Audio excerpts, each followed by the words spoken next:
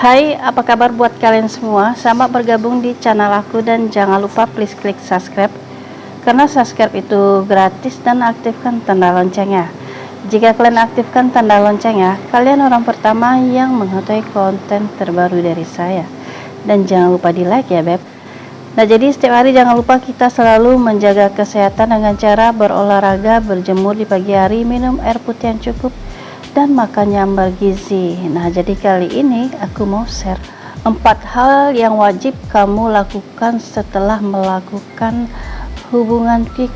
Nah simak ini sampai selesai dan jangan di skip, oke? Nah jadi ini konten untuk para pasutri yang udah halal ya beb ya. Nah buat kalian yang belum pasutri, nah boleh juga disimak ya beb. Ini sebagai nama ilmu kalian aja biar kalian paham dan tahu ya beb ya. Nah jadi gini, kebanyakan tuh ya, bukan kebanyakan ya beb ya, ada sebagian orang beb. Nah jadi mungkin kalian masih banyak nggak tahu bahwa setelah kita melakukan hubungan quick ada beberapa step by step yang harus kita lakukan ya beb ya. Nah ingat ya, sehabis kita melakukan hubungan quick, nah ini ada step by step yang harus kita lakukan. Nah sebenarnya beb, ini wajib kita terapkan setiap kita quick ya beb ya. Jadi itu penting bagi tubuh kita itu, biar tubuh kita itu tetap sehat dan fit ya beb ya. Nah jadi apakah itu? Nah yang pertama adalah setelah kalian melakukan hubungan quick, kalian itu diwajibkan untuk buang air kecil. Nah gunanya itu apa ya? Nah, jadi guna itu bisa mendorong imigrasi bakteri ke dalam uretra dan kandung kemih tentunya. Nah, jadi beb, di sini kalau wanita itu beb, dia itu lebih rentan infeksi saluran kemih. Karena apa? Dikarenakan uretranya itu dekat dengan anus. Nah, jadi itu membuat bakteri itu beb lebih gampang masuk. Makanya wanita itu dianjurkan ya saat dia itu cebok, jadi lakukanlah cebok itu dari depan ke belakang ya beb. Nah jadi bukan dari belakang ke depan, salah beb. Yang benar itu dari depan ke belakang. Nah setelah itu kalau kalian mau cebok lagi, dari depan lagi beb, depan belakang, tetap gunakan depan belakang. Nah jadi nggak bener kalau misalnya gini, kalian udah ke depan kan, terus ke belakang, terus mau cebok berulang kali dari belakang ini kalian depan lagi, terus kalian cebok belakang depan lagi, nggak kayak gitu. Tetap dari depan belakang, nah terus depan lagi. Nah itu yang betulnya ya beb. Nah jadi beb, ternyata kencing setelah kita melakukan hubungan quick itu bisa membantu menghindari bakteri. Nah jadi kalian itu jangan menunda kencing ya beb ya. Jadi kalau kalian itu kerasa pengen pipis gitu ya, jadi langsung laksanakan, jangan ditunda ya beb. Nah lalu di nomor 2 adalah mandi wajib. Nah ini udah pasti ya beb ya. Nah tetapi terkadang nih beb ya, ada sebagian beb, mereka itu menunda-nunda mandi wajib, yang namanya mandi wajib. Nah jadi nggak semua orang beb saat melakukan hubungan quick mereka langsung mandi wajib. Ada beberapa enggak ya beb ya. Jadi kadang mereka itu males kadang itu ya, karena misalnya nih mereka melakukannya di malam hari gitu, atau menjelang mau subuh ya beb ya. Jadi terkadang bawaannya itu karena udah keadaan seperti itu, udah tengah malam, terus dekat-dekat subuh. Nah jadi biasanya memang badan kita itu merasa kedinginan, menggigil ya beb ya. Nah jadi makanya ada beberapa pasangan itu menunda yang namanya mandi wajib ya beb ya.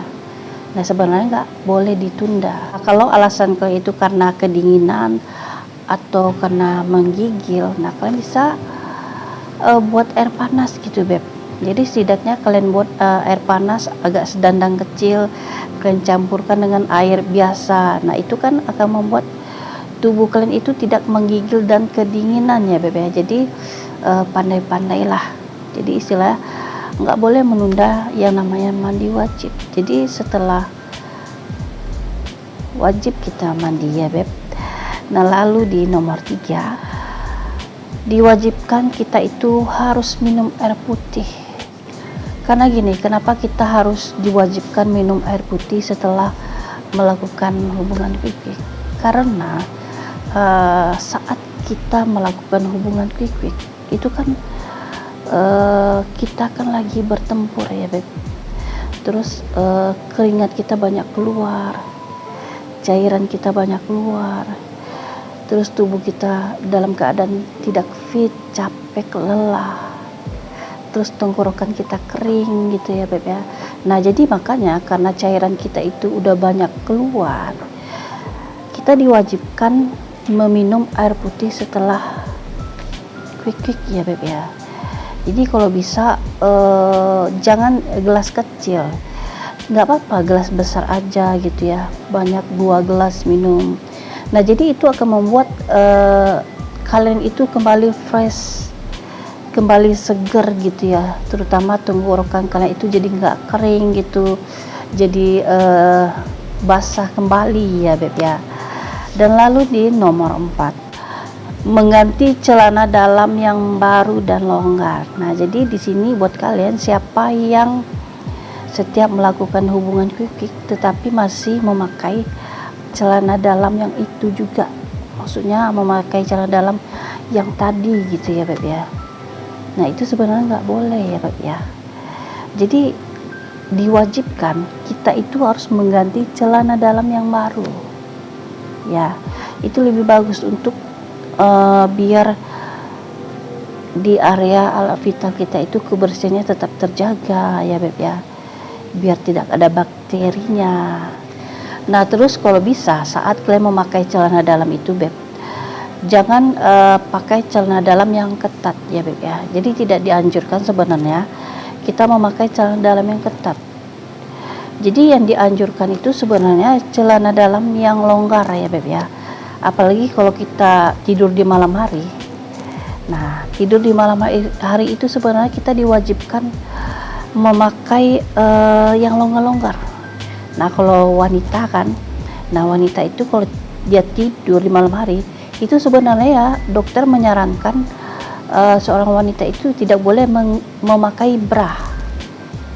Itu tidak diwajibkan kita memakai BH sebenarnya. Jadi biar bagian gunung kembar kita ini bisa bernafas dan bisa apalah gitu ya Beb ya, kalau nama istilah dokternya. Nah jadi begitu juga bagian bawah alat vital juga tidak dibenarkan di saat kita tidur malam kita memakai celana dalam yang ketat. Nah jadi kalau bisa kita pakai celana dalam yang longgar biar area alat vital kita itu tetap ya sehat ya Beb ya. Jadi dia berangin-angin, nggak pengap gitu ya semalaman ya Beb ya. Jadi kalau seharian dari pagi sampai sore kita pakai yang ketat celana dalamnya, terus dari sore kita mandi lagi sampailah pagi lagi kita pakai celana dalam yang ketat, itu nggak bagus buat area vital kita ya Beb ya. Nah sebenarnya nggak bagus, jadi disarankan kita memakai yang longgar. Nah jadi itu dulu konten aku ya Beb ya, semoga kalian paham. Nah yang belum subscribe please klik subscribe-nya dan aktifkan tanda loncengnya. Jika kalian aktifkan tanda loncengnya, kalian orang pertama yang mengetahui konten terbaru dari saya. Dan jangan lupa di like,